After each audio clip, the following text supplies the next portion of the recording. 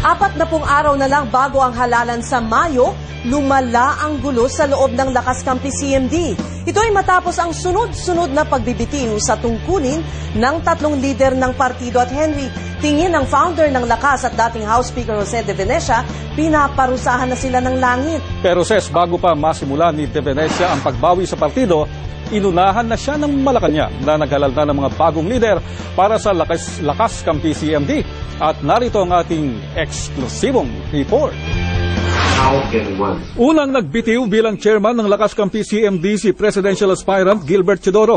Kanina sinundan ito ng pagbibitiw ni Sarangani Governor Miguel Dominguez bilang presidente ng partido at ni Francis Manglapus na Secretary General ng Lakas. Ayon kay Lakas founder at dating House Speaker Jose De Venecia, nawawasak at bumabagsak na ang pinagsanib na puwersa ng Lakas Kampi CMD. Pinaparusahan na raw sila ng langit dahil daw sa pagtatraidor ng Malacanang sa mga orihinal na mga miyembro nito. This is God's punishment. This merger, even before awaiting the Supreme Court, is now collapsing. It's now drowning.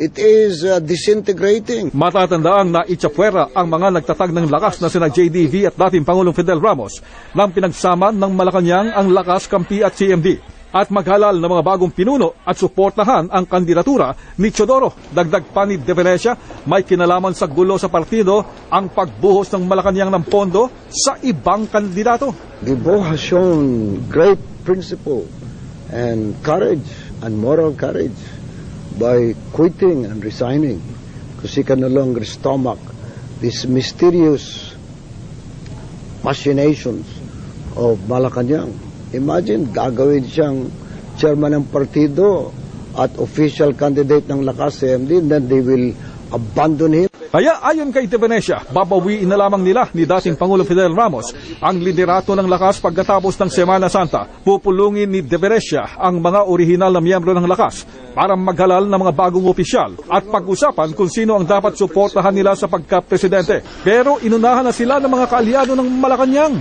At sa St. Luke's Hospital daw kung saan nag-oopisina si Presidente Arroyo, nagpulong ang Executive Committee ng partido at naghalal ng mga bagong opisyal.